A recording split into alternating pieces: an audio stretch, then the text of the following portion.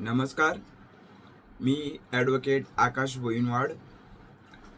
ह्या व्हिडिओमध्ये आज आपण समजून घेणार आहोत पतीला, नवऱ्याला त्याच्या पत्नीपासून पोटगी मेंटेनन्स मागायचा अधिकार आहे का?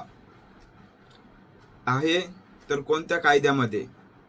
नक्की नवऱ्याला पत्नीपासून मेंटेनन्स मिळतो का? जर मिळतो तर कोणत्या परिस्थितीमध्ये? ह्या गोष्टींबद्दल आज आपण थोडक्यात माहिती घेणार आहोत. बघा, बऱ्याच वेळेस आपण बघतो की पत्नी जी असते ती नवऱ्याविरुद्ध मेंटेनन्सच्या केसेस दाखल करते. ओके, पण बऱ्याच लोकांना प्रश्न पडलेला आहे की फक्त पत्नीलाच मेंटेनन्स मागायचा अधिकार आहे का? तर तसं नाहीये. जो पती आहे त्याला देखील त्याच्या पत्नीपासून मेंटेनन्स मागायचा अधिकार आहे. तो कोणत्या कायद्यात आहे ते मी सांगणार आहे आपल्याला. पण जरा अगोदर परिस्थिती आपण समजून घेऊया की कोणत्या परिस्थितीमध्ये जो पती असतो तो त्याच्या पत्नीपासून मेंटेनन्स, पोटगी, महिन्याचा खाण्यापिण्याचा खर्च मागू शकतो.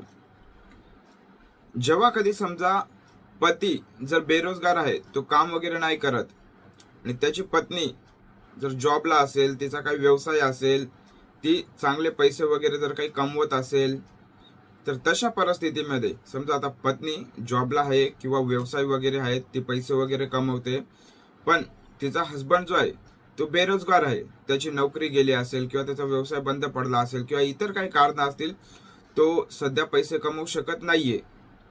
ओके, आणि जर त्याची पत्नी त्याला जर ठेवत वगैरे नाहीये काही कारणाने, जे काय असेल ते, तर जर अशा काही परिस्थिती असतील तर ह्या परिस्थितींमध्ये जो पती असतो त्याला हिंदू विवाह कायदा कलम 24 प्रमाणे त्याच्या पत्नीपासून खर्च मागण्याचा अधिकार आहे, मेंटेनन्स मागण्याचा अधिकार आहे. ओके, तर मग आता नक्की ठीक आहे साहेब, आता तुम्ही कायदा तर सांगितला, हिंदू विवाह कायदा कलम 24 प्रमाणे नवरा जो असतो त्याच्या पत्नीपासून मेंटेनन्स मागू शकतो. तर मग नक्की आता कसं, म्हणजे याची प्रोसिजर काय असणार? मेंटेनन्स मागायचा, कुठे केस दाखल करायची व काय करायचं?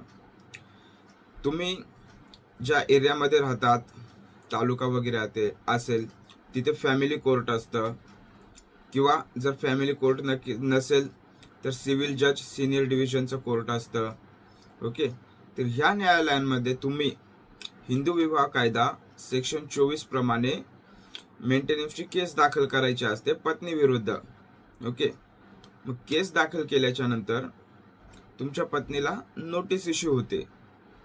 मग तिला नोटीस इश्यू झाल्याच्या नंतर ती कोर्टामध्ये येणार किंवा तिचा वकील तिच्या वतीने कोर्टामध्ये हजर होणार. तर मग नंतर आता मेंटेनन्स पतीला द्यायचा किंवा नाही द्यायचा हे कोणत्या आधारावर डिसाईड होणार? तर तुमच्या दोघांचे आता नॉर्मली म्हणजे असं मेंटेनन्सच्या केसेसमध्ये दोघांच्या पत्नीचे, पतीचे लास्ट 3 इयर्सचे बँक स्टेटमेंट कॉल करतात, किंवा अजून काही म्हणजे तुमच्यावर किती लायबिलिटीज आहेत, रिस्पॉन्सिबिलिटी आहे, म्हणजे त्याचं एक लायबिलिटी, ॲसेट्स अँड लायबिलिटीजचा एक ॲफिडेव्हिट कॉल करतात दोघांचं. म्हणजे तुमच्या प्रॉपर्टी वगैरे किती आहे, तुमच्यावर म्हणजे काय लायबिलिटीज आहे, म्हणजे काय कर्ज वगैरे आहे किंवा तुमचे काय खर्च वगैरे, म्हणजे अशा सगळ्या काही गोष्टी त्या ॲसेट्स अँड लायबिलिटीमध्ये असतात तुमच्या दोघांच्या.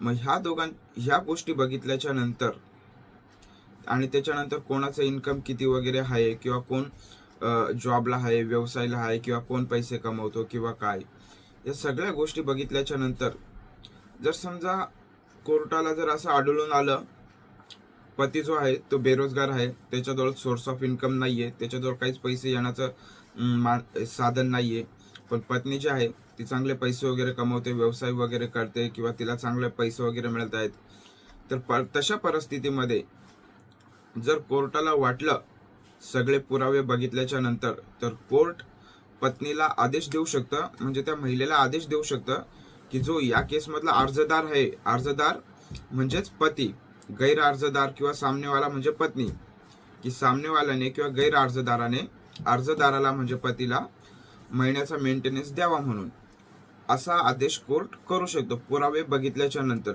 जो आदेश कोर्टाला योग्य वाटेल तो आदेश करू शकते. एक तर गैर अर्जदार म्हणजे जी पत्नी असेल तिला डायरेक्शन देईल, पतीला मेंटेनन्स वगैरे दे, किंवा केस डिसमिस सुद्धा करू शकतं. जर पुरावे नसतील पतीच्या बाजूने तर केस डिसमिस सुद्धा होऊ शकते. ओके, किंवा अजून इतर कोणती योग्य ऑर्डर कोर्टाला जर वाटत तर कोर्ट करू शकतं. पण पतीला जो आहे तो मेंटेनन्स मागायचा अधिकार आहे. आणि बऱ्याच केसेसमध्ये कोर्टाने पत्नीला डायरेक्शनही दिलेले आहेत की पतीला महिन्याचा खाण्यापिण्याचा खर्च द्या म्हणून, म्हणजे मेंटेनन्सचा खर्च द्या म्हणून. ओके, कोर्टामध्ये पुराव्याचं अवलोकन केल्याच्या नंतरच कोर्ट ह्या निर्णयावर पोहोचतं की मेंटेनन्सची ऑर्डर द्यायची किंवा नाही. तर खूप महत्वाचं आहे, कारण पुरावे जे आहेत ना कोर्टामध्ये दोघांच्या बाजूने येणारे ते खूप महत्वाचे असतात. तुमचे अजून काही जर काही डाऊट असतील ह्या प्रोसेसमध्ये तर तुम्ही कमेंटमध्ये मला विचारा. आणि हे जे काही मी एवढ्या व्हिडिओमध्ये सांगितलं ह्याच्यामध्ये काही थोड्याशा मायनर गोष्टी आहेत, त्या काही ह्या एका व्हिडिओमध्ये मला कव्हर करणं शक्य नाही आहे. पण तुमचे जर काही प्रश्न असतील तर तुम्ही कमेंटमध्ये विचारा. आणि माझं यूट्यूब चॅनल सबस्क्राईब करा अशाच कायदेशीर माहितीसाठी. धन्यवाद.